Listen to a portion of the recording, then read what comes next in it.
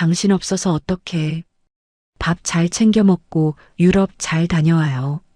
눈물로 남편을 배웅한 지 1시간도 채 되지 않았습니다. 거실 탁자에 남겨진 아이패드에서 띠링 알림음이 울렸습니다. 무심코 화면을 켠 아내의 손이 부들부들 떨리기 시작했습니다. 화면 속 남편은 파리의 에펠탑이 아니라 청담동 조리원에서 젊은 여자의 발을 씻겨주고 있었으니까요. 그날 밤 그녀는 남편의 금고를 열고 조용히 칼을 갈았습니다. 이 배신의 대가는 50평 펜트하우스보다 더 비쌀 것입니다. 지수 씨의 남편 외도 복수 사연입니다. 사연 시작하기 전에 구독과 좋아요, 그리고 어디에서 이 이야기를 듣고 계신지 남겨주세요. 사연 시작합니다. 거실 바닥에 덩그러니 놓인 28인치 캐리어 2개가 현관을 가로막고 있었습니다. 남편 박성우는 거울 앞에서 넥타이를 매만지며 짐짓비장한 표정으로 지수를 돌아보았습니다. 그의 얼굴에는 30년 근속한 직장에서 유럽 지사로 발령받았다는 거짓된 자부심이 번들거리고 있었습니다. 남편은 지수의 어깨를 툭툭 치며 말했습니다. 6개월 금방이야. 당신이 고생이 많네. 어머니 치매기가 요즘 더 심해지셔서 걱정이긴 한데 당신 베테랑이잖아. 잘 부탁해. 지수는 남편의 옷깃에 묻은 먼지를 떼어내며 고개를 끄덕였습니다. 남편의 셔츠에서는 지수가 쓰지 않는 낯선 섬유 유연제 냄새가 희미하게 풍겼지만 지수는 그저 세탁소 냄새려니 하고 넘겼습니다. 걱정 말고 다녀와요. 식사는 거르지 말고. 당신 위장약 챙겼어요? 거긴 물이 안 좋다던데. 아, 챙겼어. 나 늦겠다. 공항 리무진 올 시간 다 됐어. 들어가. 남편은 서둘러 구두를 구겨 신고는 도망치듯 현관문을 열었습니다. 지수는 닫힌 현관문을 바라보며 긴 한숨을 내쉬었습니다. 30년 결혼 생활 내내 남편은 늘 밖으로 돌았고 집안의 대소사와 시어머니 수발은 오롯이 지수의 몫이었습니다. 이번에도 다르지 않았습니다. 지수는 습관처럼 몸을 돌려 거실 정리를 시작했습니다. 남편이 머물다 간 자리는 언제나 어수선했습니다. 소파 위에 던져진 신문지, 마시다 만 커피잔, 그리고 탁자 구석에 놓인 낡은 아이패드 하나가 눈에 들어왔습니다. 이거 가져간다고 하지 않았나? 지수는 행주를 든 채 아이패드 앞으로 다가갔습니다. 남편이 평소 애지중지하던 구형 모델이었습니다. 가져가려다 깜빡한 모양이었습니다. 지수가 막 아이패드를 들어 올리려던 찰나 적막한 거실에 경쾌한 알림음이 울려 퍼졌습니다. 띠링. 화면이 켜지며 클라우드와 동기화된 최신 사진 한 장이 팝업으로 떠올랐습니다. 지수는 무심코 화면을 들여다보았습니다. 유럽행 비행기 티켓이나 공항 라운지 사진일 거라 예상했던 지수의 눈동자가 심하게 흔들렸습니다. 사진 속 배경은 공항이 아니었습니다. 이게 뭐지? 사진 속에는 화려한 꽃바구니와 함께 축 등남이라는 리본이 걸려 있었습니다. 그리고 그 뒤로 보이는 창문 밖 풍경은 파리의 에펠탑이 아니라 지수도 익히 알고 있는 서울 강남의 한복판이었습니다. 사진 귀퉁이에 찍힌 로고가 지수의 심장을 덜컥 내려앉게 만들었습니다. 청담 더 머리 다시 VVIP룸. 지수의 손이 떨리기 시작했습니다. 청담 더 마리는 대한민국에서 제일 비싸다는 산후조리원이었습니다. 지수는 홀린 듯 아이패드의 잠금을 풀었습니다. 남편은 비밀번호조차 바꾸지 않았습니다. 0000. 그 안일함이 지수를 비웃는 것 같았습니다. 사진첩을 열자 불과 10분 전에 찍힌 영상과 사진들이 수십 장 쏟아져 나왔습니다. 갓 태어난 핏덩이를 안고 잇몸이 만개하도록 웃고 있는 남편. 침대에 누워있는 젊은 여자의 입에 과일을 넣어주는 남편. 그리고 결정적으로 남편이 그 여자의 부은 발을 자신의 무릎 위에 올려놓고 정성스럽게 주무르는 동영상이 재생되었습니다. 아, 지수의 입에서 헛웃음이 터져 나왔습니다.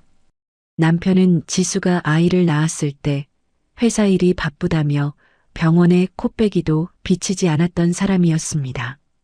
산후조리는커녕 태어나자마자 시어머니 밥상을 차려야 했던 지난날의 기억이 날카로운 칼날이 되어 지수의 가슴을 후벼 팠습니다.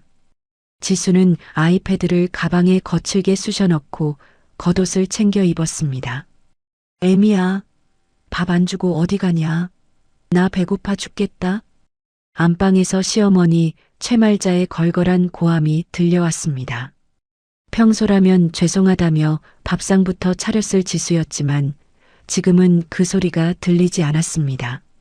지수는 대꾸도 없이 현관문을 박차고 나갔습니다. 택시, 청담동으로 가주세요. 빨리요. 지수는 택시 뒷좌석에 앉아 떨리는 손을 맞잡았습니다. 차창 밖으로 흘러가는 풍경이 비현실적으로 느껴졌습니다. 남편은 지금 유럽행 비행기가 아니라 차로 30분 거리인 청담동에 있었습니다. 그것도 다른 여자의 남편이 되어서 말입니다. 택시가 화려한 대리석 건물의 조리원 앞에 멈춰 섰습니다. 지수는 모자를 깊게 눌러쓰고 로비로 들어섰습니다. 입구에서 보안 요원이 앞을 막아섰습니다. 어떻게 오셨습니까? 면회 예약하셨나요? 302호 박성훈 씨 보호자인데요. 급하게 전해줄 물건이 있어서요. 남편분이 핸드폰을 두고 가셔서. 지수는 침착하게 거짓말을 했습니다. 다행히 아이패드 속 사진 정보에 호수가 찍혀 있었습니다. 보안 요원은 지수의 행색을 위아래로 훑어보더니 의심스러운 눈초리로 인터폰을 들었습니다. 지수의 등줄기에 식은땀이 흘렀습니다. 잠시만요. 서프라이즈라서요. 아기가 태어났는데 경황이 없어서 선물을 못 챙겼거든요. 그냥 문 앞에만 두고 갈게요. 깨우면 안 되잖아요. 지수는 최대한 불쌍하고 촌스러운 아줌마처럼 보이려 애쓰며 사정했습니다. 보안 요원은 귀찮다는 듯 손짓하며 문을 열어주었습니다. 조용히 다녀오세요. 산모들 예민하니까. 네, 감사합니다. 정말 감사합니다. 지수는 엘리베이터를 타고 3층으로 올라갔습니다. 복도에는 은은한 클래식 음악이 흐르고 있었고 고급스러운 디퓨저 향기가 진동했습니다. 지수는 숨소리를 죽이며 302호 앞으로 다가갔습니다. 문은 완전히 닫히지 않고 손가락 한마디만큼 열려 있었습니다. 환기라도 시키는 모양이었습니다. 그 틈 사이로 익숙한 목소리가 흘러나왔습니다. 오빠, 나 다리 저려. 좀 더 세게 주물러봐. 젊은 여자의 콧소리 섞인 투정이었습니다. 지수의 심장이 곤두박질 쳤습니다. 알았어. 우리 미주 애 낳느라 고생했는데 이 정도는 오빠가 해야지. 어때? 시원해? 남편의 목소리였습니다. 지수에게는 평생 한 번도 들려주지 않았던 꿀이 뚝뚝 떨어지는 다정함이 묻어 있었습니다. 지수는 떨리는 손으로 핸드폰을 꺼내 동영상 촬영 버튼을 눌렀습니다. 그리고 카메라 렌즈를 문틈으로 조심스럽게 들이밀었습니다. 화면 속에 잡힌 광경은 충격적이었습니다. 좋기 300만 원은 넘어 보이는 명품 조리원 가운을 입은 젊은 여자가 침대에 비스듬히 기대어 있었고 남편은 바닥에 무릎을 꿇은 채 그녀의 발을 마사지하고 있었습니다. 여자의 손가락에는 지수가 결혼 20주년 때 그렇게 갖고 싶어 했던 다이아몬드 반지가 끼워져 있었습니다. 근데 오빠, 그 할망구는 진짜 괜찮은 거야? 오빠 유럽 간 줄 알고 있을 거 아냐? 여자가 킬킬거리며 물었습니다. 지수는 숨을 멈췄습니다. 남편이 여자의 발등에 입을 맞추며 대답했습니다. 아유, 말도 마. 그 곰 같은 여편네. 내가 유럽 가서 돈 벌어오는 줄 알고 좋다고 배웅해 주더라. 멍청하기는. 어머니 치매 심해져서 똥오줌도 못 가리는데 6개월 동안 독박 쓰게 생겼으니 꼴 좋지 뭐. 신경 쓰지 마.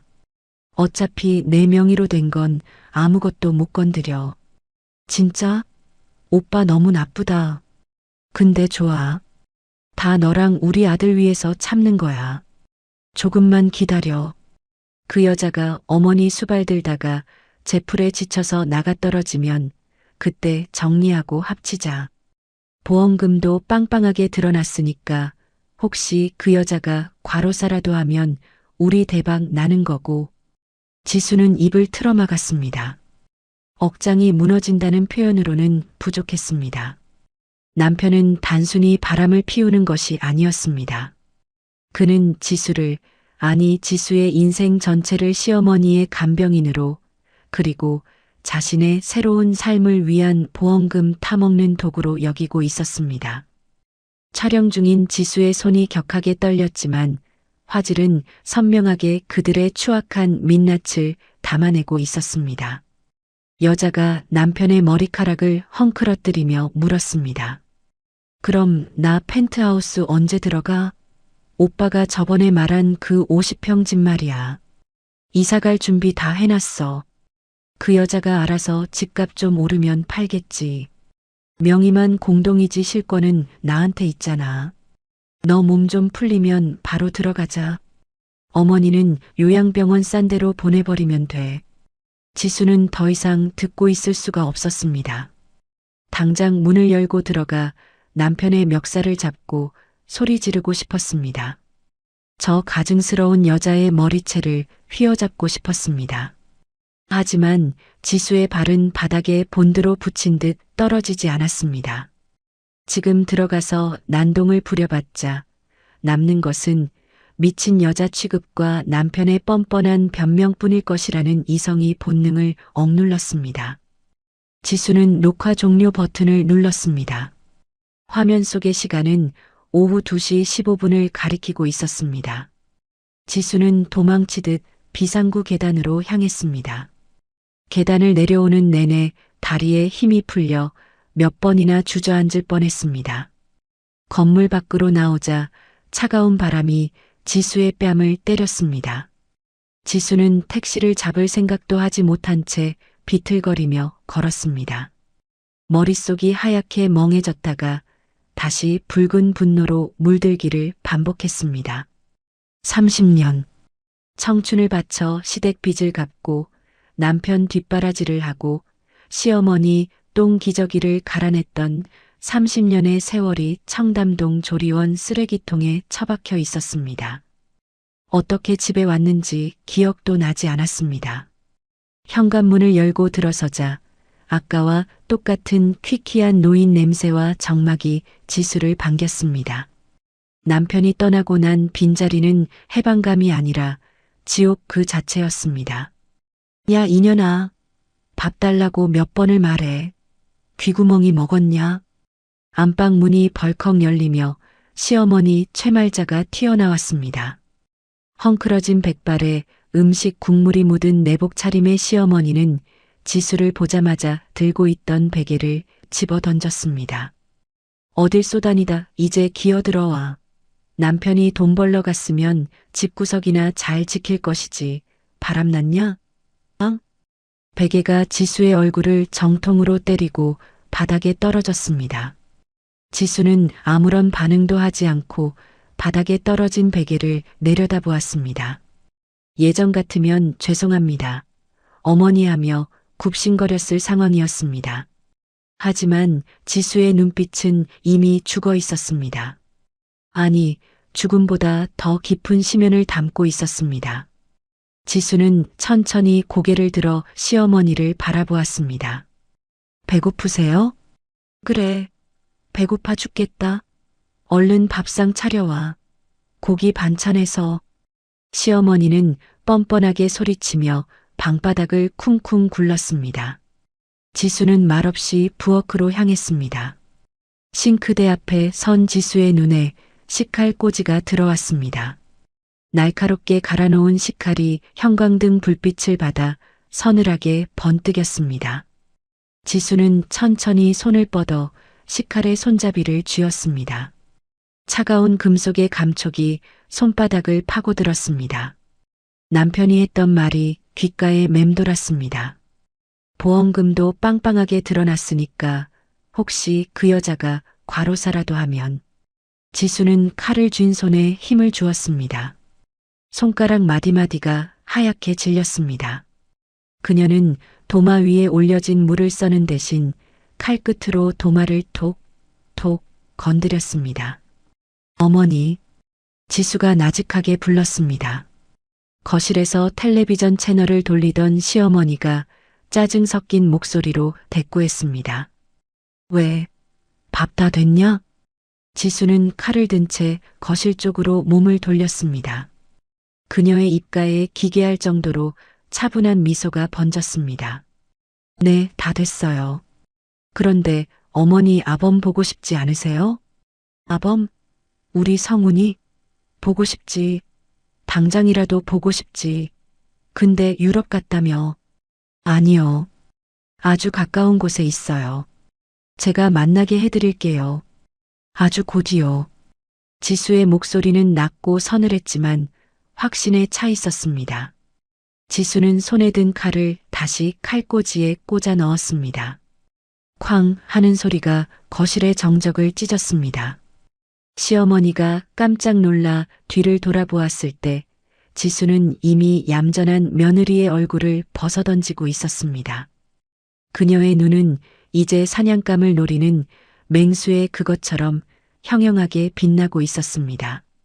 지수는 주머니에서 핸드폰을 꺼내 강 변호사의 번호를 눌렀습니다. 여보세요. 강 변호사님. 저예요. 지금 만날 수 있을까요? 보여드릴 게 있어서요. 네, 아주 재미있는 동영상이에요. 지수는 전화를 끊고 안방에 걸린 결혼사진을 노려보았습니다. 사진 속에서 가식적으로 웃고 있는 남편의 얼굴이 금방이라도 찢겨나갈 듯 위태로워 보였습니다. 전쟁의 서막이 올랐습니다.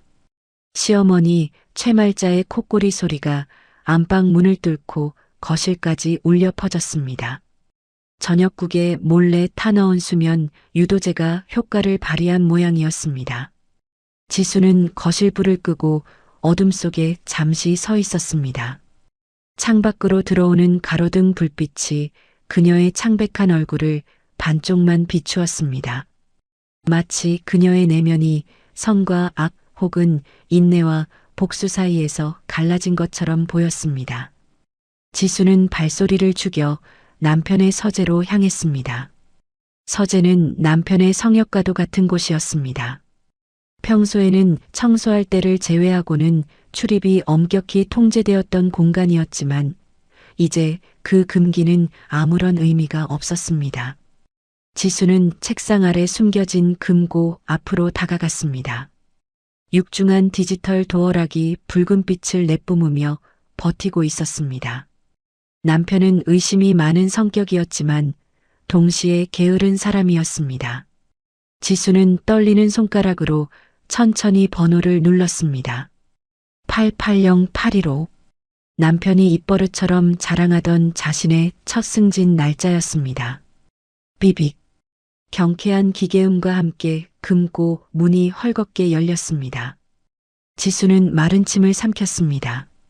금고 안에는 남편이 챙겨가지 않은 비상금 현금 다발이나 골드바가 있을 것이라 예상했습니다.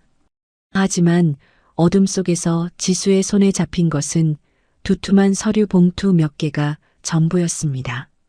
이게 다 뭐야? 지수는 서재 책상 스탠드를 켰습니다. 노란 불빛 아래 서류 봉투의 내용물이 쏟아져 나왔습니다. 가장 위에 있는 문서를 집어든 지수의 미간이 좁혀졌습니다.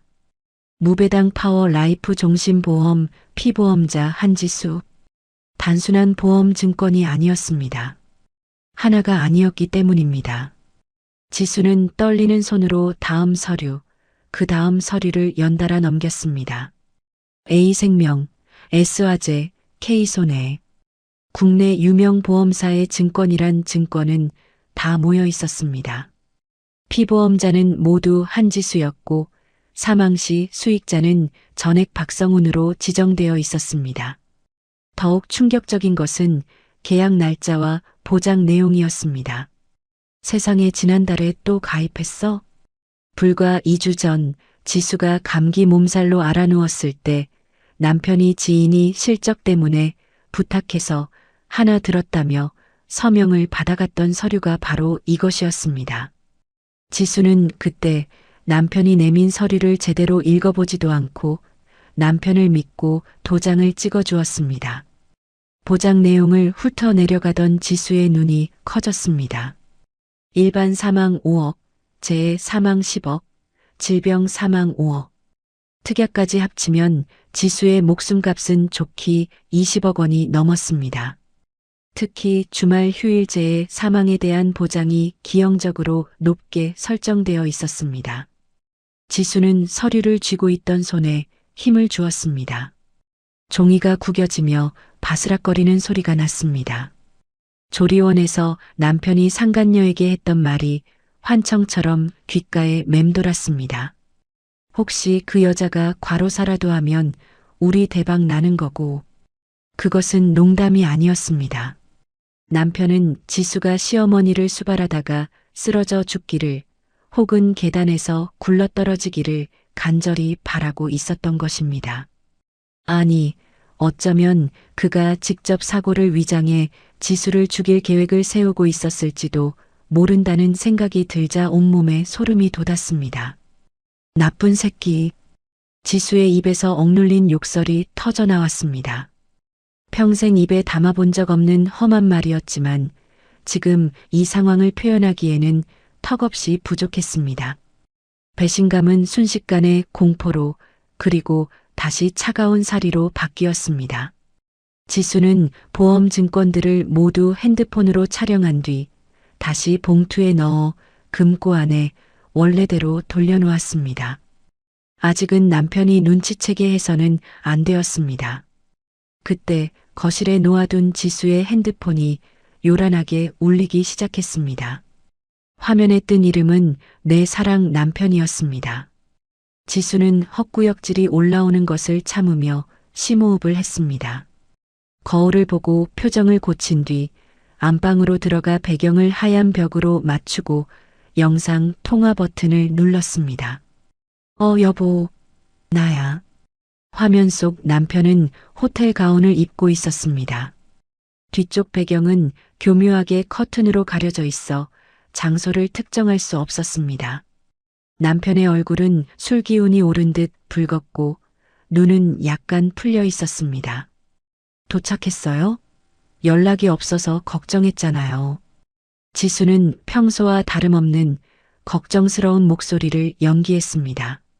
자신의 연기력에 스스로도 놀랄 지경이었습니다. 남편이 과장된 하품을 하며 대답했습니다. 아, 미안. 도착하자마자 지사장님이랑 회의하고 회식하느라 정신이 없었어. 여기 시차가 있어서 지금 엄청 피곤하네. 당신은? 별일 없고? 네, 뭐 똑같죠. 어머니는 방금 주무세요. 거긴 어때요? 숙소는 괜찮아요? 뭐 회사에서 잡아준 거라 깔끔하고 좋네. 아, 피곤하다. 내일 또 아침 일찍 미팅이 있어서 얼른 자야겠어. 당신도 어머니 때문에 고생 많지? 내가 가서 보너스 두둑이 챙겨갈 테니까 조금만 참아. 남편의 뻔뻔한 거짓말이 술술 흘러나왔습니다. 지수는 화면 구석을 유심히 살폈습니다. 남편의 어깨 너머로 언뜻 보이는 여자 핸드백의 금색 체인을 놓치지 않았습니다. 그리고 아주 작게 응애하는 아기 울음소리가 들렸다가 급히 끊겼습니다. 남편이 당황하며 마이크 부분을 손으로 가리는 모습이 보였습니다. 무슨 소리예요? 아기 소리 같은데?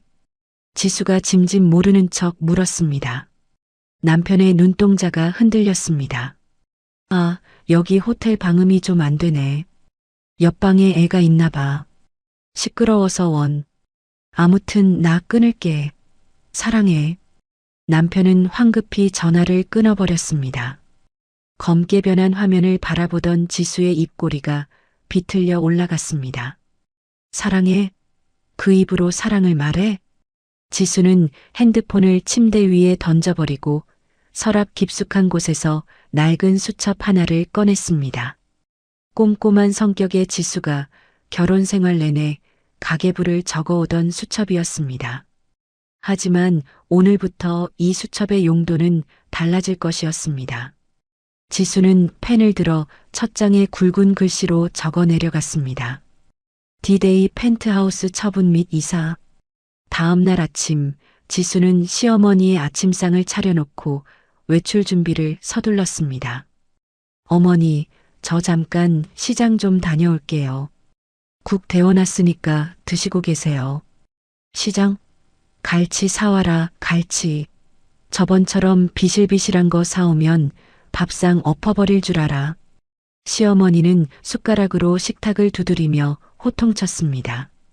지수는 대꾸 없이 현관을 나섰습니다. 그녀의 목적지는 시장이 아니라 서초동 법조타운이었습니다. 지수는 이혼 전문 변호사인 강현우의 사무실 문을 두드렸습니다. 강 변호사는 지수의 대학 후배이자 과거 남편의 법률 자문을 몇 번 맡아준 적이 있어 안면이 있는 사이였습니다. 지수를 본 강 변호사는 놀란 표정으로 자리에서 일어났습니다. 선배님, 연락도 없이 어쩐 일이세요? 안색이 너무 안 좋으신데요. 지수는 자리에 앉자마자 가방에서 아이패드와 출력해온 사진 자료들을 테이블 위에 쏟아놓았습니다. 강 변호사의 눈이 휘둥그레졌습니다. 조리원에서의 외도 영상, 그리고 수십 장의 생명보험 증권 사본들이었습니다. 강 변호사는 한참 동안 말없이 자료들을 검토했습니다. 그의 표정이 점점 굳어졌습니다. 선배님, 이건 단순 외도가 아닙니다. 형사 고소도 가능한 수준이에요.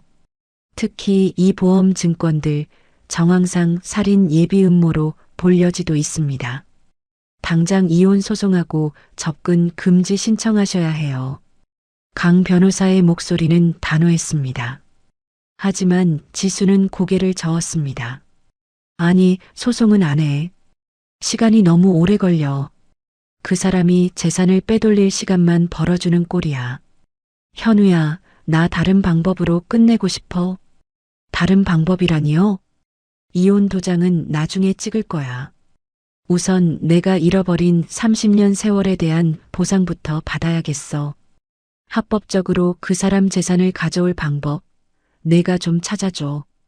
지수는 가방에서 또 하나의 서류를 꺼내 내밀었습니다. 그것은 5년 전 남편이 사업 확장을 위해 대출을 받으면서 지수에게 써주었던 부동산 처분 및 관리에 관한 포괄적 위임장과 인감증명서였습니다. 당시 남편은 지수의 명의를 빌려 대출을 받기 위해 만약의 사태를 대비한다며 지수에게도 위임장을 써주며 안심시켰던 적이 있었습니다. 물론 그 위임장의 유효기간은 명시되어 있지 않았습니다. 강 변호사가 서류를 꼼꼼히 살피더니 안경을 고쳤으며 흥미롭다는 듯 미소 지었습니다. 이거 아주 강력한 무기인데요. 인감증명서 유효기간이 좀 걸리긴 하지만 재발급은 배우자, 신분으로 충분히 가능하고요. 위임장에 일체의 처분 권한이 명시되어 있어서 마음만 먹으면 지금 당장 집을 팔아도 법적으로는 대리권에 의한 정당한 매매가 성립됩니다. 그렇지? 나중에 횡령이나 배임으로 걸고 넘어질 수 있겠지만 그건 그때 가서 싸우면 돼. 당장 현금이 필요해. 그 사람이 돌아오기 전에 집이랑 땅 다 팔아치울 거야. 지수의 눈빛은 확고했습니다. 강 변호사는 잠시 고민하더니 고개를 끄덕였습니다. 좋습니다. 선배님 뜻이 그렇다면 제가 돕겠습니다. 다만 매매 대금은 추적이 어려운 경로로 세탁하니 분산시키는 게 좋습니다. 그리고 남편분이 알게 되면 바로 가압류가 들어올 테니 속전속결로 끝내야 합니다. 일주일. 일주일이면 돼. 지수는 자리에서 일어났습니다. 그녀의 손에 들린 위임장이 마치 칼자루처럼 보였습니다. 상담을 마치고 집으로 돌아온 지수는 곧바로 실행에 옮겼습니다. 동네 부동산이 아닌 조금 떨어진 곳의 대형 부동산 중개법인에 전화를 걸었습니다. 네, 펜트하우스 급매로 내놓으려고요. 시세보다 3억 낮게 부를게요. 대신 조건이 있어요. 현금으로 즉시 잔금 치를 수 있는 분만 연결해 주세요. 그리고 집주인이 거주 중이니 답사는 최소한으로 부탁드려요. 전화를 끊은 지수는 집안을 둘러보았습니다. 50평대의 넓은 거실, 이태리제 대리석 바닥, 화려한 샹들리에. 남편이 자신의 성공을 과시하기 위해 꾸며놓은 이 집은 지수에게는 그저 청소해야 할 감옥일 뿐이었습니다. 뭐하냐? 밥 먹고 설거지는 했어? 시어머니가 거실로 나오며 퉁명스럽게 물었습니다. 지수는 시어머니를 빤히 쳐다보았습니다. 예전에는 저 쭈글쭈글한 얼굴과 도끼 어린 눈빛이 무서워서 벌벌 떨었습니다. 하지만 보험증권 속 20억이라는 숫자를 본 뒤로는 시어머니가 그저 남편이 남겨두고 간 짐짝처럼 보일 뿐이었습니다. 어머니, 설거지가 문제가 아니에요. 우리 이사 가야 해요. 이사? 무슨 이사? 성훈이도 없는데 어디로 이사를 가? 성훈 씨가 유럽에서 큰 돈을 벌게 됐거든요. 그래서 더 좋은 집으로 가라네요. 어머니도 같이 가셔야죠. 아주 공기 좋고 편안한 곳으로요. 지수의 말에 시어머니의 표정이 밝아졌습니다. 아이고, 우리 아들이 효자야, 효자. 그래, 어디로 가는데? 강남도 좋은 데로 가냐? 그럼요. 강남 한복판 아주 비싼 곳으로 모실게요. 밥도 다 차려주고 빨래도 다 해주는 곳이요. 지수는 상냥하게 웃으며 시어머니의 옷매무새를 다듬어 주었습니다. 그 손길이 너무나 부드러워서 시어머니는 지수의 눈 속에 숨겨진 섬뜩함을 전혀 눈치채지 못했습니다. 근데 어머니, 가시려면 짐을 좀 줄여야 해요. 거기는 몸만 가면 다 있거든요. 어머니 아끼시는 그 자개장롱이랑 옛날 그릇들 다 버리고 가야 하는데 괜찮으시죠? 아니, 그걸 왜 버려? 비싼 건데. 새 거 사준다니까요, 아범이. 다 낡은 거 들고 가면 그쪽 사람들이 흉봐요. 아범 얼굴에 먹칠하실 거예요? 아범이라는 말에 시어머니는 꿀먹은 벙어리가 되었습니다. 아들의 체면을 깎아먹는다는 말은 시어머니를 통제할 수 있는 유일한 주문이었습니다. 그래. 그럼 버려야지. 우리 아들 기죽으면 안 되지. 시어머니가 순순히 고개를 끄덕이자 지수는 속으로 쾌재를 불렀습니다. 이제 거칠 것은 없었습니다. 집을 팔고 짐을 버리고 마지막으로 이 노인을 반품하는 일만 남았습니다. 그날 밤 지수는 남편의 서재에서 값비싼 양주를 한 병 꺼내 들었습니다. 평소 술을 입에도 대지 않던 그녀였지만 오늘만큼은 독한 술이 필요했습니다. 잔에 따르지도 않고 병째로 한 모금 들이켰습니다. 식도가 타들어가는 듯한 통증이 느껴졌지만 가슴속에 우라보다는 덜했습니다. 지수는 창가에 서서 화려한 서울의 야경을 내려다보았습니다.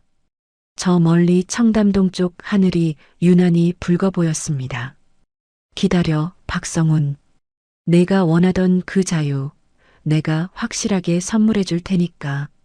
지수의 혼잣말이 어둠 속으로 흩어졌습니다. 핸드폰 진동이 울렸습니다. 부동산 중개인에게서 온 문자였습니다. 사모님, 내일 오전 10시에 매수 희망자가 방문하신답니다. 현금 준비되신 분이라 조건만 맞으면 바로 계약하신다네요. 지수는 짧게 답장을 보냈습니다. 네, 기다리겠습니다. 도장은 준비되어 있습니다. 핸드폰을 내려놓는 지수의 눈빛이 형형하게 빛났습니다. 그녀는 이제 더 이상 누군가의 아내도 며느리도 아니었습니다. 오직 자신의 생존과 복수를 위해 움직이는 사냥꾼이었습니다. 지수는 시어머니가 자고 있는 방 쪽을 한번 흘겨본 뒤 서재의 금고를 다시 열었습니다. 그리고 남편의 인감도장을 꺼내 손바닥 안에 꽉 쥐었습니다. 차가운 도장의 감촉이 마치 승리의 예고편처럼 느껴졌습니다. 지수는 내일 입을 옷을 고르기 위해 드레스룸으로 향했습니다. 늘 입던 무채색의 헐렁한 옷들은 거들떠보지도 않았습니다. 옷장 구석, 결혼 전 디자이너로 일할 때 입었던 세련된 검은 정장을 꺼내 들었습니다. 다이어트가 필요 없을 만큼 말라버린 몸이라 옷은 넉넉하게 맞을 것이었습니다. 거울 앞에 선 지수는 립스틱을 꺼내 붉게 칠했습니다. 거울 속의 여자가 낯설지만 강인한 표정으로 지수를 마주 보았습니다. 시작해보자. 누가 먼저 죽나? 오전 10시 정각 인터폰이 울렸습니다. 지수는 거울을 한 번 더 확인하고 현관문을 열었습니다. 기름진 머리를 뒤로 넘긴 중년 남성과 화려한 모피 코트를 입은 여성이 부동산 중개인과 함께 서 있었습니다. 그들은 현관에 들어서자마자 매의 눈으로 집안을 훑기 시작했습니다. 전망은 역시 끝내주네. 한강뷰가 이 정도는 나와야 펜트하우스지. 여자가 거만한 목소리로 말하며 거실 창가로 성큼성큼 걸어갔습니다. 남자는 바닥을 구둣발로 툭툭 치며 마감재를 확인했습니다. 지수는 정중하게 허리를 숙여 인사했습니다. 어서 오세요. 짐이 좀 있어서 어수선합니다. 아, 괜찮아요. 어차피 싹 뜯어 고칠 건데 뭐. 사모님, 남편분은 안 계신가 봐요? 남자가 지수를 힐끔 보며 물었습니다. 등기부등본상 공동 명의자인 남편의 부재를 확인하려는 눈치였습니다. 지수는 식탁 위에 미리 준비해둔 서류 봉투를 가리키며 차분하게 대답했습니다.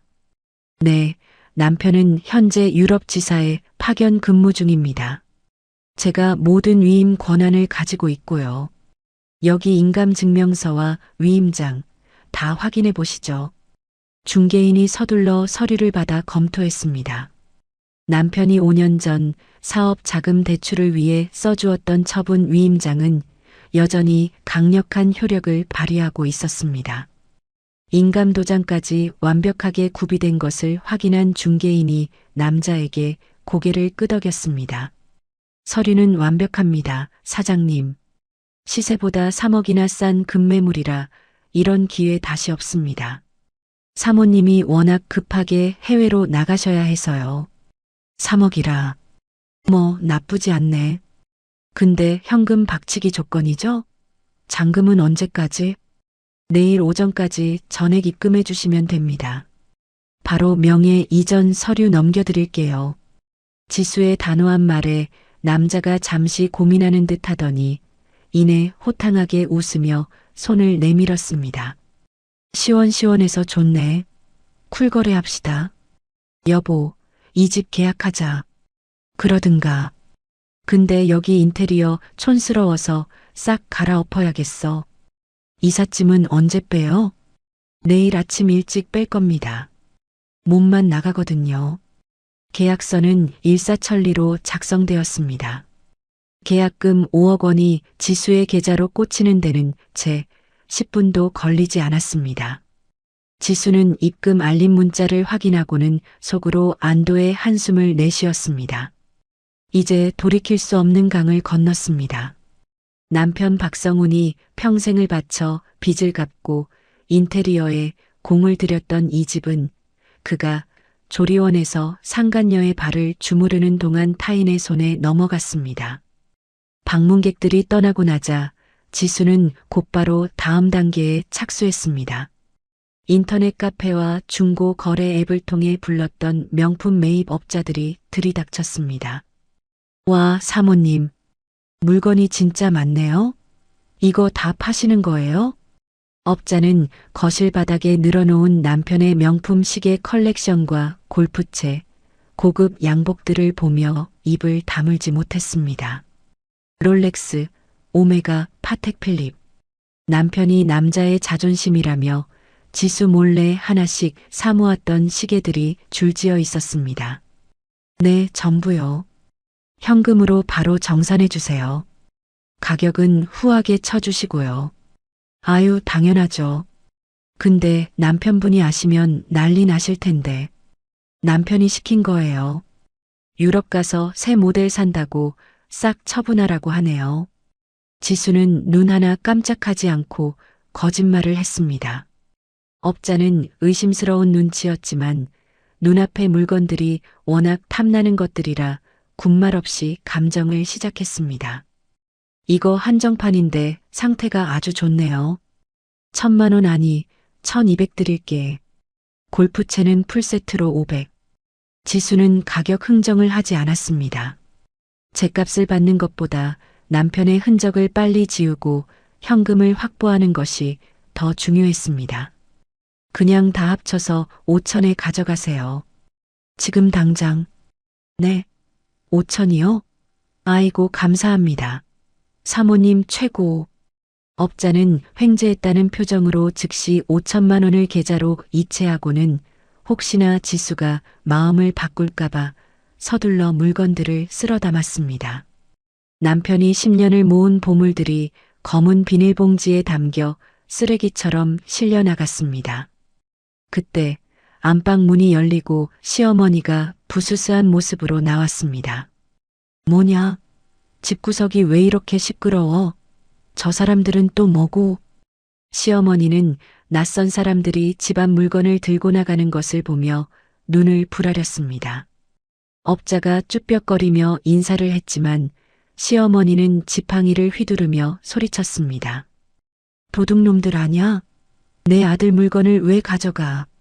야, 이년아, 너 지금 뭐 하는 짓이야? 지수는 업자에게 눈짓으로 빨리 나가라고 신호를 보낸 뒤 시어머니 앞을 가로막았습니다. 어머니, 진정하세요. 도둑 아니에요. 성훈 씨가 저거 다 버리라고 했어요. 뭐? 성훈이가? 저 비싼 걸 왜 버려? 새집 가면 다 새 걸로 준다니까요. 저런 헝거 가져가면 거기 입주민들이 우리 무시해요. 어머니는 며느리가 무시당하는 꼴 보고 싶으세요? 지수는 일부러 며느리를 강조하며 시어머니의 자존심을 긁었습니다. 시어머니는 무시라는 단어에 민감하게 반응했습니다. 누가 감히 우리 며느리를 무시해? 우리 아들이 어떤 사람인데? 그러니까요. 성훈 씨 체면 봐서라도 싹 다 바꿔야죠. 아, 그리고 어머니 패물함도 좀 주세요. 세공 다시 해서 새 것처럼 만들어 드릴게요. 내 패물? 그건 안 돼. 내가 죽을 때 무덤에 가져갈 거야. 시어머니는 뒷걸음질 치며 방문을 걸어 잠그려 했습니다. 하지만 지수의 손이 더 빨랐습니다. 지수는 문틈을 잡고 부드럽지만 강한 힘으로 밀어붙였습니다. 어머니, 거기 다이아몬드 반지랑 금목걸이, 디자인이 너무 옛날 거라 촌스러워요. 강남 사모님들은 그런 거 안 해요. 제가 성훈 씨한테 받은 돈으로 요즘 유행하는 걸로 싹 바꿔드릴게요. 네, 진짜지? 더 크고 반짝거리는 걸로 해주는 거지? 그럼요. 알 굵은 걸로요. 믿고 주세요. 지수의 달콤한 회유의 시어머니는 결국 장롱 깊숙한 곳에서 꼬깃꼬깃 숨겨둔 패물함을 꺼내왔습니다. 시집올 때 해왔던 금가락지부터 아들이 첫 월급 타서 사준 목걸이까지 시어머니의 인생이 담긴 물건들이었습니다. 지수는 그것을 받아들며 속으로 비릿하게 웃었습니다. 이것들은 모두 지수의 도피 자금이 될 것이었습니다. 저녁 무렵 집은 폭격을 맞은 듯 황량해졌습니다. 거실을 채우던 가구들은 딱지 스티커가 붙은 채 문 밖으로 배출되었고 장식장의 양주들은 모두 싱크대에 쏟아버렸습니다. 값비싼 오디오 스피커는 지수가 망치로 콘지를 찢어버려 고철 덩어리가 되었습니다. 지수는 은행 세 군데를 돌며 계약금과 물건 판 돈을 분산 예치했습니다. 일부는 달러로 환전에 숨겨두었고 일부는 추적이 어려운 무기명 채권으로 바꿨습니다. 모든 준비가 끝나가고 있었습니다. 띠링. 식탁 위에 올려둔 핸드폰이 울렸습니다. 남편에게서 온 문자였습니다. 카드 사용 알림 XX 한 약국 250만 원 일시불. 지수가 시어머니의 신경안정제와 자신이 먹을 보약을 지으면서 남편 카드를 긁은 내역이었습니다. 곧바로 남편에게서 카톡이 날아왔습니다. 여보, 무슨 한약을 250만 원이나 긁었어? 나 유럽 와서 돈 아껴 쓰는데 당신 너무한 거 아냐? 남편은 조리원 VIP실 비용으로 1,000만 원을 넘게 쓰고 있으면서 아내와 어머니를 위해 쓴 250만 원이 아까워 따지고 있었습니다. 지수는 헛웃음을 삼키며 답장을 입력했습니다. 어머니 기력이 너무 없으셔서 녹용 들어간 걸로 해드렸어요. 그리고 당신 것도 지었어. 귀국하면 먹이려고. 몸보신해야지. 아내 것도? 그럼 진작 말을 하지. 알았어. 근데 다음부터는 미리 말 좀 해줘. 여기 물가가 비싸서 예민해서 그래. 알겠어요. 미안해요. 푹 쉬어요. 지수는 핸드폰을 뒤집어 놓았습니다. 남편의 쪼잔함과 이중적인 태도에 이제는 분노보다 연민이 느껴질 지경이었습니다. 그는 자신이 파놓은 함정으로 제 발로 걸어 들어오고 있었습니다. 밤 10시. 텅 빈 거실에는 정막만이 감돌았습니다. 소파도 버리고 없어 지수는 식탁 의자에 앉아 캔맥주를 땄습니다. 창밖으로 보이는 한강 다리의 불빛들이 강물 위에서 일렁였습니다. 30년을 살아온 서울이었지만 오늘따라 풍경이 낯설게 느껴졌습니다. 안방에서는 시어머니가 잠꼬대를 하며 뒤척이는 소리가 들려왔습니다. 성훈아 밥 먹어라, 엄마가 고등어 구워놨다. 치매에 걸려 정신이 오락가락하면서도 아들의 끼니를 걱정하는 시어머니. 그 지독한 모성애가 며느리인 지수에게는 끔찍한 족쇄였습니다. 지수는 맥주를 단숨에 들이켰습니다.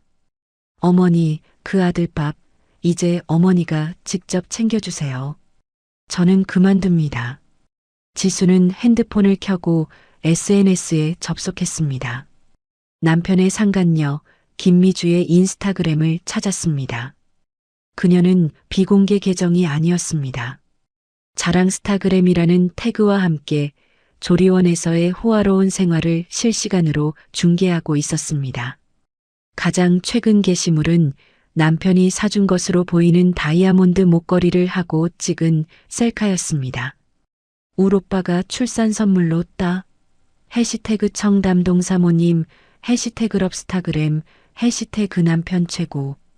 지수는 그 게시물에 좋아요를 눌렀습니다. 그리고 가계정으로 댓글을 남겼습니다. 정말 행복해 보이시네요. 남편분이 돈이 많으신가 봐요. 부러워요. 상간녀가 이 댓글을 보고 우쭐해할 모습을 상상하니 묘한 쾌감이 느껴졌습니다. 곧 그 돈 많은 남편이 빈털터리가 되어 그녀 앞에 나타날 것이었습니다. 그때도 그녀가 남편 최고를 외칠 수 있을지 궁금했습니다. 지수는 마지막으로 남편에게 예약 문자를 설정했습니다. 발송 시간은 내일 오전 11시. 시어머니를 조리원에 내려놓고 돌아올 시간쯤이었습니다. 여보, 나 오늘 당신을 위해 아주 특별한 서프라이즈 이벤트를 준비했어. 어머니 모시고 당신 계신 곳으로 갈게. 기대해도 좋아. 문자 전송 예약을 마친 지수는 자리에서 일어났습니다. 텅 빈 집안을 한 바퀴 둘러보았습니다. 결혼 사진이 걸려있던 자리는 네모난 자국만 남아 흉하게 비어 있었습니다. 지수는 그 자국을 손으로 쓸어보았습니다. 먼지가 묻어났습니다. 안녕. 내 지긋지긋했던 30년. 지수는 안방 문을 열고 시어머니가 자고 있는 모습을 내려다보았습니다. 이불을 걷어차고 자는 모습이 어린아이 같기도 하고 고집불통 노인네 같기도 했습니다. 지수는 이불을 덮어주지 않았습니다. 대신 시어머니의 침대맡에 미리 싸둔 큰 보따리 2개를 확인했습니다. 그 안에는 시어머니의 속옷과 내복, 그리고 남편의 학창시절 앨범과 상장들이 들어 있었습니다. 시어머니가 그토록 아끼는 아들의 역사였습니다. 이거면 됐죠? 아들 추억 끌어안고 행복하게 사세요. 지수는 거실불을 껐습니다. 어둠이 집을 삼켰습니다. 하지만 지수의 눈은 내일 맞이할 새로운 태양을 기다리는 듯 어둠 속에서도 또렷하게 빛나고 있었습니다. 그녀는 작은 방 구석에 펴놓은 침낭 속으로 들어갔습니다. 바닥은 딱딱하고 공기는 차가웠지만 30년 만에 처음으로 깊은 잠에 들 수 있을 것 같았습니다. 내일은 모든 것이 끝나는 날이자 동시에 모든 것이 다시 시작되는 날이었습니다. 이삿짐 센터 트럭조차 부르지 않은 이사는 조용하고 신속했습니다. 어차피 가져갈 짐이라고는 뒷좌석에 실린 캐리어 2개와 시어머니의 보따리뿐이었기 때문입니다. 지수는 텅 빈 거실을 한 번도 돌아보지 않고 현관문을 나섰습니다. 도어락 비밀번호는 이미 부동산 중개인에게 넘겨진 상태였습니다. 지하 주차장에는 지수의 오래된 승용차가 시동을 건 채 대기하고 있었습니다. 뒷좌석에 탄 시어머니 최말자는 창문에 코를 박고 두리번거렸습니다. 애미야, 우리 진짜 이사 가는 거냐? 아까 그 집보다 더 좋은 데로 가는 거 맞아? 시어머니는 불안한 듯 지수의 운전석 시트를 발로 툭툭 찼습니다. 지수는 룸미러로 시어머니와 눈을 맞추며 차분하게 대답했습니다. 그렇다니까요. 성훈 씨가 어머니 오신다고 호텔 같은 곳을 잡아놨어요. 밥도 뷔페로 나오고 간호사들이 24시간 붙어서 수발 들어줄 거예요. 호텔? 아이고, 우리 아들이 역시 능력이 좋아. 근데 너도 같이 가는 거지? 저는 짐 정리할 게 남아서 나중에 갈게요. 어머니 먼저 가서 성훈 씨랑 계세요. 손주도 있다던데 보고 싶지 않으세요? 손주? 무슨 손주? 우리 성훈이가 애를 또 낳았어?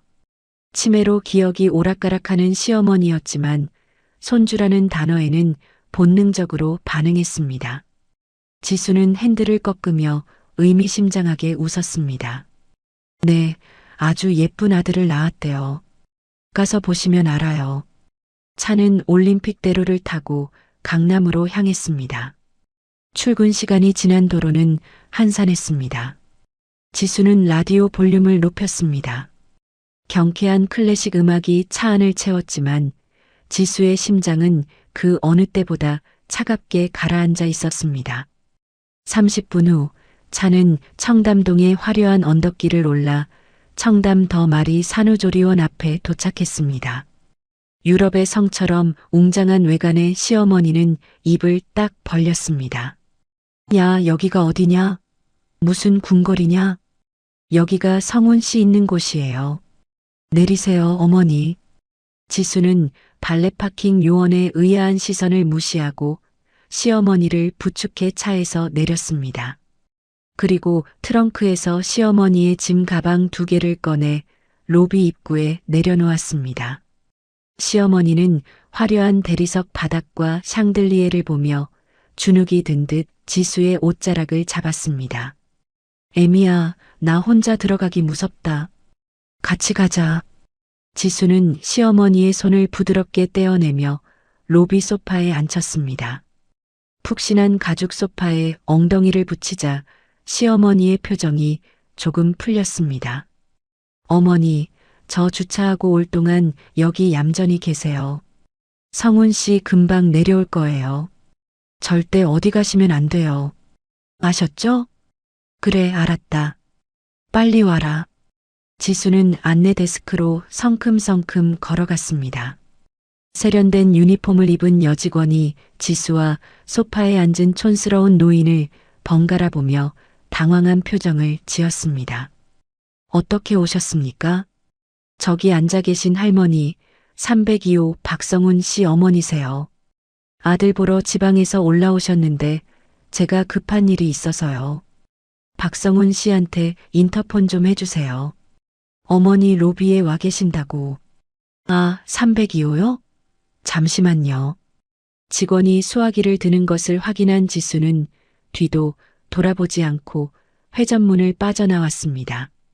등 뒤에서 애미야. 어디 가냐? 하는 시어머니의 고함이 들려왔지만 지수는 들리지 않는 척 주차장으로 뛰었습니다. 차에 올라탄 지수는 운전대를 잡은 손을 진정시키고 핸드폰을 꺼냈습니다. 그리고 남편에게 전화를 걸었습니다. 신호음이 2번 울리기도 전에 남편이 전화를 받았습니다. 여보, 왜 또 전화했어? 나 지금 바이어 미팅 중이라니까. 수화기 너머로 들리는 남편의 목소리는 짜증으로 가득 차 있었습니다. 하지만 배경 소음은 조용했습니다. 아마 조리원 방 안에서 상간녀와 뒹굴고 있었을 것입니다. 지수는 차가운 목소리로 입을 열었습니다. 바이어 미팅? 청담동 조리원 302호에서 하는 미팅은 참 특별한가 보네. 뭐? 남편의 숨소리가 순간 멈췄습니다. 정적이 흘렀습니다. 다 당신 지금 무슨 소리를 하는 거야? 청담동이라니? 나 유럽이야. 거짓말은 그만해, 박성훈. 나 지금 조리원 앞이야. 당신이 미주라는 여자발 주물러주는 영상, 내 손에 다 있어. 아이패드 동기화 끄는 걸 깜빡했더라. 멍청하게. 아, 너 지금 어디야? 거기서 뭐 하는 거야? 남편의 목소리가 공포에 질려 떨리기 시작했습니다. 지수는 엑셀을 밟으며 차를 천천히 출발시켰습니다. 난 이제 가. 대신 당신이 그렇게 끔찍하게 아끼는 어머니 로비에 모셔다 드렸어. 당신이 유럽 간다고 뻥치고 6개월 동안 독박 씌우려던 그 치매 노인 말이야. 무슨 소리야. 엄마를 여기다 두고 갔다고? 당신이 모셔. 아, 그리고 미주 씨한테도 전해. 시어머니 수발드는 게 며느리 도리라고. 똥 기저귀 가는 법은 내가 메모 남겨뒀으니까 잘 해보라고 해. 아, 한지수, 너 미쳤어? 당장 차 돌려. 차는 이미 떠났어. 그리고 집도 떠났어. 펜트하우스 팔았거든. 당신 인감이랑 위임장 아주 유용하게 썼어.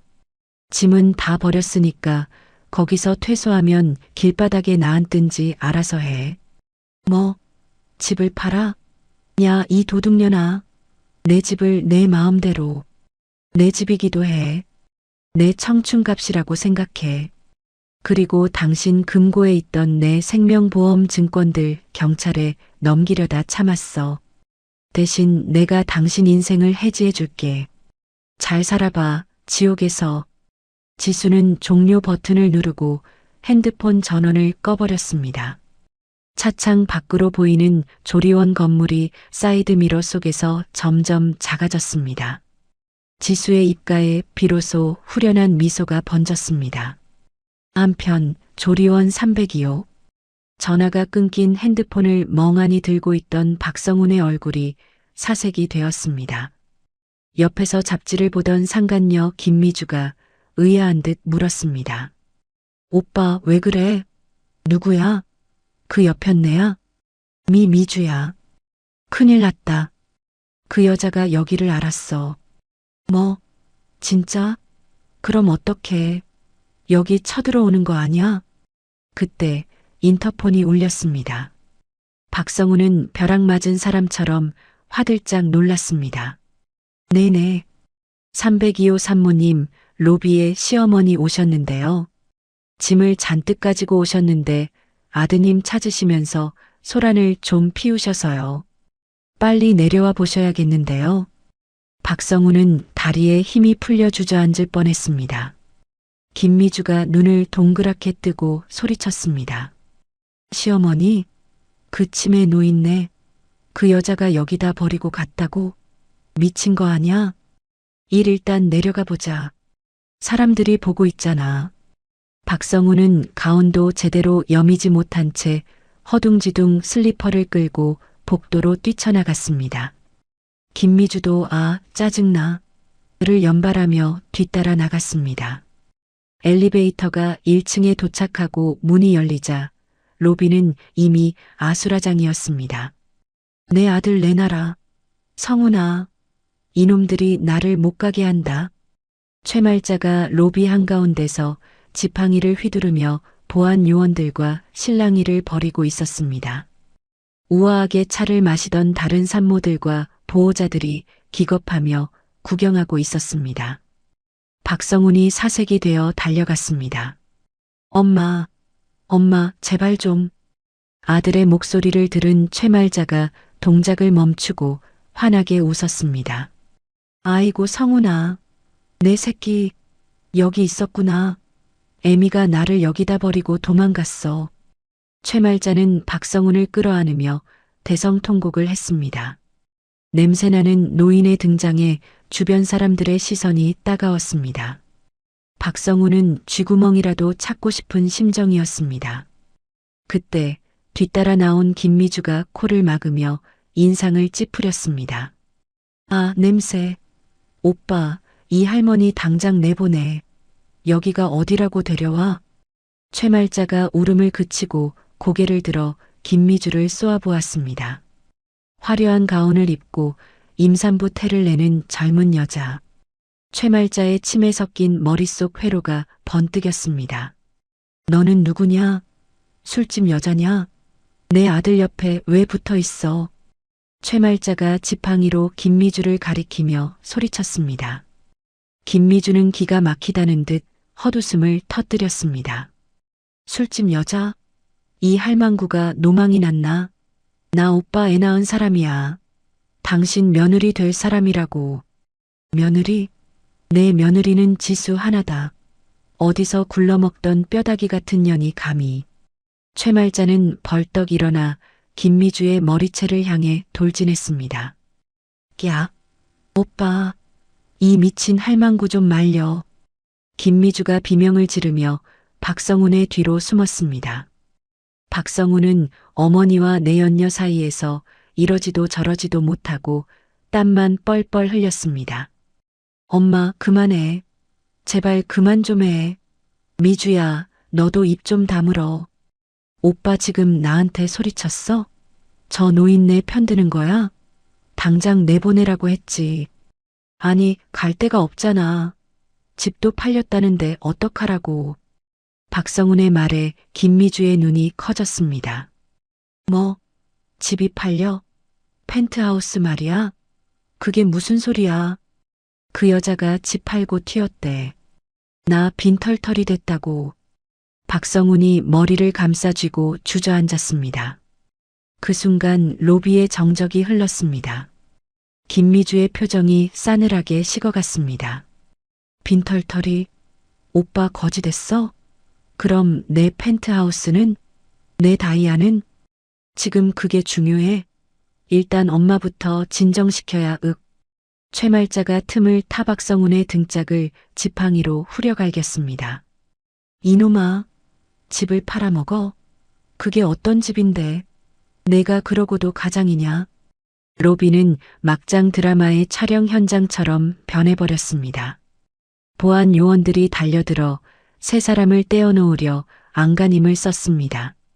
그 시각 지수는 한강 다리 위를 달리고 있었습니다. 유심칩을 뺀 핸드폰은 이미 한강 물속으로 던져버린 뒤였습니다. 조수석에 놓인 새 핸드폰, 즉 대포폰이 진동했습니다.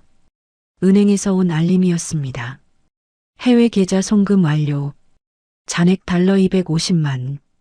지수는 선글라스를 끼며 라디오 볼륨을 더 높였습니다. 날씨 참 좋네. 백미러로 보이는 서울의 풍경이 멀어지고 있었습니다. 평생 자신을 옥죄어 오던 감옥이 무너지고 그 폐허 속에서 남편과 시어머니 그리고 상간녀가 서로를 물어뜯는 아수라장이 펼쳐지고 있을 것이었습니다. 하지만 그것은 이제 지수가 알 바가 아니었습니다. 지수는 엑셀을 밟았습니다. 속도계의 바늘이 100km를 넘어 120km를 향해 치솟았습니다. 그녀의 목적지는 지도에 없는 곳, 오직 그녀만이 알고 있는 자유의 땅이었습니다. 하지만 박성훈의 비명 섞인 문자가 지수의 뇌리에는 박혀 있었습니다. 보험 해약했어? 그거 내 돈이야. 지수는 피식 웃었습니다. 아니, 해약 안 했어. 대신 수령인을 바꿨지. 법정 상속인에서 복지재단으로. 지수는 혼잣말을 중얼거리고는 창문을 열었습니다. 시원한 강바람이 머리카락을 헝클어뜨렸습니다. 30년 만에 처음으로 맛보는 달콤하고 짜릿한 해방의 맛이었습니다. 청담동 조리원 앞 거리에는 찬바람이 불고 있었습니다.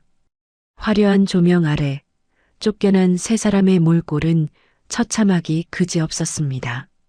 박성우는 짝짝이 슬리퍼를 신은 채 덜덜 떨고 있었고 김미주는 갓난아기를 안고 발을 동동 구르며 악을 썼습니다. 최말자는 그 옆에 쭈그리고 앉아 바닥에 침을 뱉고 있었습니다. 오빠, 빨리 어떻게 좀 해봐. 여기서 얼어 죽을 거야? 호텔이라도 잡으라고. 김미주가 박성훈의 팔을 거칠게 잡아 끌었습니다. 박성훈은 멍한 눈으로 핸드폰만 바라보았습니다. 카드 정지 알림 문자가 화면을 가득 채우고 있었습니다. 카드가 다 막혔어. 지수 이 여자가 분실 신고를 해버렸어. 뭐? 그럼 현금은? 지갑 가져왔을 거 아냐? 지갑이 가운 주머니에 없었어. 다 털렸다고. 나 지금 빈털털이야. 박성훈이 머리를 감싸쥐고 절규했습니다. 김미주의 눈빛이 순식간에 경멸로 바뀌었습니다. 그녀는 박성훈을 밀치며 소리쳤습니다. 아, 너 진짜 거지야? 펜트하우스도 없고 돈도 없고 있는 거라곤 저침의 노인네뿐이야? 아, 재수 없어. 미주야, 말 다 했어? 우리 사랑한다며. 조금만 참아봐. 내가 회사 가서 가불이라도. 사랑? 돈이 있어야 사랑이지. 똥 기저귀 가는 시어머니 모시고 단칸방에서 사랑 타령이나 해. 나는 갈 거니까. 김미주는 택시를 잡아 타려고 도로로 뛰어들었습니다. 박성훈이 쫓아가려 했지만 최말자가 바짓가랑이를 잡고 늘어졌습니다. 성훈아, 배고파. 밥 줘. 며느리 어디 갔냐? 아, 이거 좀 놔. 엄마 때문에 다 망쳤잖아. 박성훈이 어머니를 뿌리쳤지만 최말자는 바닥에 드러누워 고래고래 소리를 질렀습니다. 사람들의 시선이 따갑게 꽂혔습니다. 결국 박성훈은 멀어지는 택시를 보며 주저앉았습니다. 그의 인생에서 가장 화려했던 봄날은 그렇게 허무하게 끝이 났습니다. 몇 시간 뒤 서울 변두리의 허름한 모텔방. 곰팡이 냄새가 진동하는 좁은 방에 박성훈과 최말자가 짐짝처럼 구겨져 들어왔습니다. 박성훈은 지수에게 수십 통의 전화를 걸었지만 돌아오는 건 없는 번호라는 기계음뿐이었습니다. 물 줘. 목말라. 최말자가 빈 페트병을 바닥에 던졌습니다. 박성훈은 울컥 치미는 화를 참지 못하고 벽을 주먹으로 내리쳤습니다. 그만 좀 해. 지수가 다 가져갔어. 엄마가 며느리 잡는 바람에 나까지 망했잖아. 왜 그렇게 못살게 굴었어? 왜? 이놈이 미쳤나? 내가 너를 어떻게 키웠는데. 그년이 나쁜 년이지. 내가 뭘 잘못해? 최말자는 지지 않고 대들었습니다. 그때 최말자의 몸에서 지독한 냄새가 풍겼습니다. 긴장 탓인지 바지에 실수를 한 것이었습니다. 아, 젠장. 진짜. 박성우는 코를 틀어쥐고 구역질을 했습니다. 지난 30년 동안 단 한 번도 맡아본 적 없는 냄새였습니다. 늘 지수가 묵묵히 처리해왔던 일이었습니다. 박성우는 휴지를 뭉쳐쥐고 어머니에게 다가갔지만 손이 떨려 도저히 닦아줄 수가 없었습니다. 그는 화장실 구석에 처박혀 소리 없는 오열을 토해냈습니다. 아내의 빈자리는 자유가 아닌 생존의 위협으로 다가왔습니다. 다음 날 아침 박성우는 며칠째 감지 못한 머리를 대충 털고 회사로 향했습니다. 어떻게든 회사의 사정에서 급여라도 당겨받아야 했습니다. 하지만 회사 로비의 게이트는 그의 사원증을 거부했습니다. 삑, 출입 권한이 없습니다. 왜 이래? 당황한 박성훈이 보안 요원을 불렀을 때 로비 저편에서 감사팀 직원들이 서류 봉투를 들고 걸어 나왔습니다. 박성훈 부장님 되시죠? 잠깐 이쪽으로 오시죠. 아, 김 팀장. 나야. 근데 사원증이 안 먹히네. 그리고 웬 감사팀? 본사 징계위원회 결정 사항 전달해 드리러 왔습니다. 법인 카드 사적 유용, 근무지 무단 이탈, 그리고 품위 유지 위반까지. 증거가 너무 명백해서 해명의 여지가 없으시네요. 김 팀장은 차가운 표정으로 해고 통지서를 내밀었습니다. 그 뒤에는 지수가 익명으로 제보한 조리원 결제 내역과 외도 사진들이 첨부되어 있었습니다. 이게 뭐야? 누가 이런 걸? 부인 되시는 분이 아주 꼼꼼하게 정리해서 보내셨더군요. 횡령 금액은 퇴직금으로 전액 충당 처리되었습니다. 짐은 택배로 보내드릴 테니 당장 나가주시죠. 잠깐, 오해야. 이건 모함이라고. 사장님 좀 만나게 해줘. 박성훈이 소리치며 로비 안으로 들어가려 했지만 건장한 보안 요원들이 그의 양팔을 잡아 끌어냈습니다. 나, 이거 놓으라고. 내가 이 회사를 위해 30년을 바쳤는데. 회사 정문 밖 차가운 보도블록 위에 내동댕이 쳐진 박성우는 넥타이가 풀어 헤쳐진 채 멍하니 하늘을 올려다보았습니다. 비가 내리기 시작했습니다. 지나가는 사람들이 그를 노숙자 보듯 피해서 지나갔습니다. 핸드폰이 울렸습니다. 모텔 주인이었습니다. 아저씨, 방에 있는 할머니가 벽에 똥칠을 해놨어요. 당장 와서 데리고 나가요. 안 그러면 경찰 부를 거니까. 박성우는 핸드폰을 빗물 고인 바닥에 떨어뜨렸습니다. 더 이상 갈 곳도 할 수 있는 일도 없었습니다. 그는 빗물에 젖은 얼굴을 감싸 쥐고 짐승 같은 울음소리를 내뱉었습니다. 지수야, 여보, 내가 잘못했어. 제발 돌아와줘. 하지만 그 절규를 들어주는 사람은 아무도 없었습니다. 같은 시각 남해의 한 작은 해안 마을. 통창 너머로 푸른 바다가 한눈에 들어오는 2층 전원주택의 테라스에서 지수는 따뜻한 허브차를 마시고 있었습니다. 그녀의 곁에는 낡은 캐리어 대신 새로 산 이젤과 캔버스가 놓여 있었습니다. 지수는 붓을 들어 캔버스에 바다의 색을 칠했습니다.